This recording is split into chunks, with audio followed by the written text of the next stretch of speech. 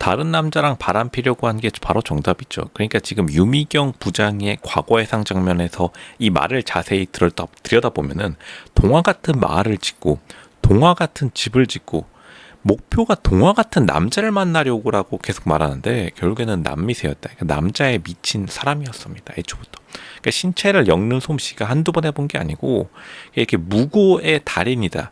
그러니까 유미경 부장은 이미 동심의 순수함, 대학교 때 이미 그걸 다 잃어버리고 돈에 미쳐서 왜 돈에 미쳤냐? 동화 같은 남자를 만나려고. 왜 마을과 집을 짓죠?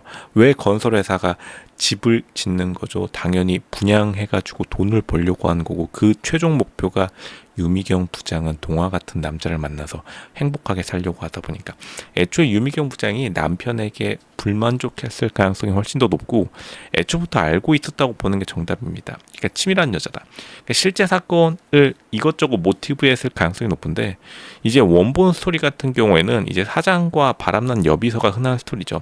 그러니까 여비서가 대부분 이혼하고 사장이랑 새살림 꾸리는 게 굉장히 많은데 이게 대한민국의 좀 특징이기도 하죠. 근데 일단은 여비서는 아니고 부장급으로 나오긴 하는데 사실은 거의 그 다른 내연남이 있었을 가능성이 높다. 아마 지금 감사합니다 드라마 특성상 2화 단위로 끊다 보니까 분량 그리고 내용 전개상으로 일단은 유미경의 내연남은 보여주지 않은 겁니다. 지금 결국에는 유미경이 마지막에 잡혀갈 때 자세히 보면은 명품으로 휘감은 모습을 보여줄 수 있죠. 그러니까 명품으로 휘감은 것 자체가 당연히 잘 보이기 위해서 남자에게 잘 보이기 위해서 완전히 돈을 다 때려 부어버린 그러한 모습을 보여주면서 지금 유미경의 편이 마무리되고 있지만 여기서 우리가 다시 한번 생각해 봐야 될 게 제가 감사합니다 1화 보면서 벌써 예측을 해버렸습니다. 신차일이 지금 칼춤, 감사 칼춤을 추고 있는데 결국에는 이 마지막 칼춤이 사장으로까지 향할 수밖에 없다는 거 벌써 지금 유미경 편에서 나왔죠. 사장 그리고 지금 자신의 편이라고 믿고 있던 건설사 사장이 왜 지금 유미경의 장소를 몰래 알 수 있었던 거죠? 여자인 유미경 부장의 장소 왜 알고 있었던 거죠? 지금 황세웅 사장이랑 설마 내연 관계였나요? 사실 그걸 약간 암시했다고 보여집니다. 왜냐하면 결국에는 유미경 부장의 이러한 내부 감사망 대부분 경우에 그리고 사장들 아무리 건설사 회장이라 하더라도 자기 회사에서 돈 빼돌리는 것에 대해서는 굉장히 이게 빠삭해요. 생각보다 이제 알고서 눈 감아주는 게 많기 때문에 감사팀이 주주들 주식 시장에서의 필요성 때문에 감사팀이 꾸려진 거지 생각보다 회사에서 돌아가는 일을 사장이나 회장들이 굉장히 잘합니다. 이런 유명한 말이 있죠. 여기서 비즈니스, 자기 집이 좀 사업 좀 한다 혹은 자기 주변에 사업 좀 하는 사장님들 계신다 하면 유명한 말이 있습니다. 사장이 되면은 직원들 화장실 가는 시간까지 안다라는 굉장히 유명한 말인데 실제로 이래요.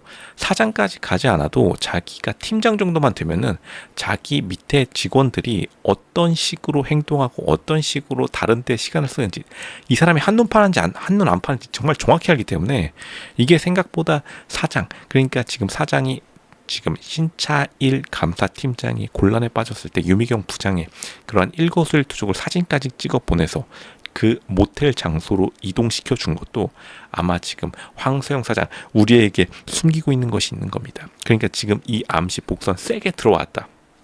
결국에는 신차일 팀장이 결국에는 황세영 사장 자기가 친구라기보다는 약간 동맹이라고 믿었던 황세영 사장에게 이러한 칼날이 들어갈 수밖에 없고 마지막에 황대용이랑 오히려 연합을 맺을 수 있는 왜냐하면 이것은 지금 윤서진과 황대용이 굉장히 지금 감정적인 교류가 있다는 것.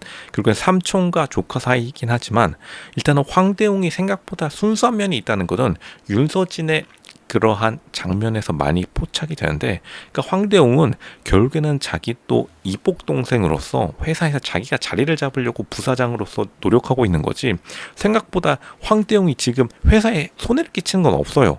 그러니까 이거는 조금 애매하긴 합니다. 과연 황세웅 사장이 선일지 혹은 황대웅 사장이 선일지는 아무도 모르는 거예요. 이게 결국에는 신차일 감사팀장이 화가 진행되면서 진짜 숨겨진 악은 황세웅 사장이라는 것을 찾아 나갈 가능성이 굉장히 더 높아졌다. 왜냐? 유미경 부장 편 때문에. 결국에 유미경 부장이 진행했던 이 주택 재정비 사업이라는 것 자체가 사회 공헌 사업이라서 돈 버는 게 아니라고 지금 계속해서 드라마상에서 비춰졌다는 게 중요합니다. 황대웅 부사장은 돈 버는 걸 너무 좋아하기 때문에 무조건 돈으로 생각하는 거예요. 이걸 황세영 사장도 잘 알고 있습니다.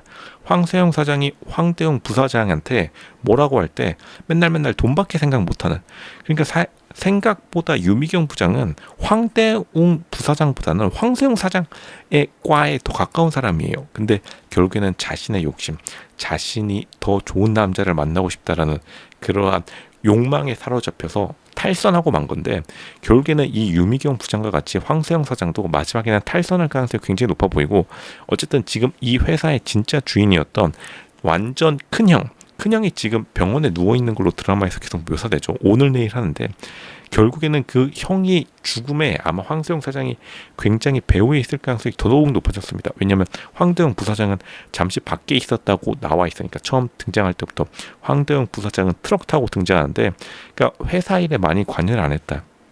결국에는 이 신차일 감사팀장, 처음부터 황세영 사장의 카드에 놀아놨을 확률이 굉장히 더 높아졌고, 그렇게 지금 몰래 스파이 감찰 활동을 또 따로 하고 있었던 겁니다. 황세영 사장 저한테 딱 걸렸습니다.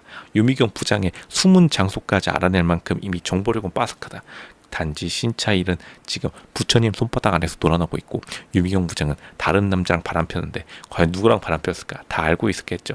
그러니까 결국에는 이러한 모든 지금 제휴건설 안에서 벌어지는 모든 일들이 아마 애초부터 사장이 다 짜놓은 판이고, 지금 다음화에서 막상 시작되는 예고편도 부실급식에 대해서 다루게 예정되어 있는데, 결국에는 사과하는 모습, 결국에는 신차일이 이러한 짜놓은 판에서 결국 신차일의 약점을 잡는 데 성공하는 배후 세력이 있다는 것을 알려주는 거죠. 그러니까 신차일이 지금 칼춤을 신나게 추고 있지만, 신차일이 지금 유미경 부장이 말한 것처럼 많이 변했다고 하고, 신차일 팀장이 조금 감정적으로 움직인다는 것을 지금 드라마에서 더더욱 보여주고 있는 겁니다. 왜냐하면 자신을 우습게 보지 말라라는 신차일 팀장의 말이 결국에는 자기의 도구로 돌아올 수밖에 없다. 신차일 팀장은 그 누구에게도 자신의 감사 권한을 양보하지 않는 걸로 유명하지만, 결국에는 자기를 도와줬던, 지금 다 자기를 실제로 도와주고 있는 황세영 사장이 만약 이 모든 일의 배우라고 한다면 바로 지금 신차일 감사팀장 멘탈 붕괴될 수밖에 없습니다. 지금 계속해서 말하지만 신차일 팀장이 왜 변했는지를 화가 진행되면서 드라마가 알려주고 있는데, 아마 자기가 예전에 안전감사 했던 회사에서 그 안전감사 규칙이 제대로 정해지지 못해서 자신의 가족이, 신차일 팀장의 가족이 다친 걸로 보입니다. 뭐 아마 그렇게 해가지고 영원히 돌아올 수 없는 저 세상으로 가버리셨겠죠.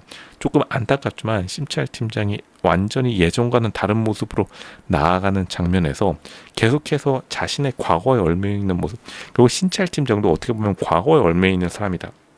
그러한 약점을 가졌기 때문에 아마 나중에 신차일 팀장이 지금 적을 많이 만든 상황입니다. 회사 안에서 적을 계속해서 만들고 있는데, 신차일 팀장의 적이 이 신차일 팀장의 과거를 약점 잡아서 신차일 팀장을 공격할 가능성이 더더욱 높아진다는 것을 이미 바로 다음화 급식 부실에서 바로 신차일 팀장을 공격할 가능성이 더더욱 높아졌다. 이게 바로 진행되는 과정 중에 있는 겁니다. 유미경 부장이 생각보다 많은 신차일 팀장의 약점들을 드러낸 화였다.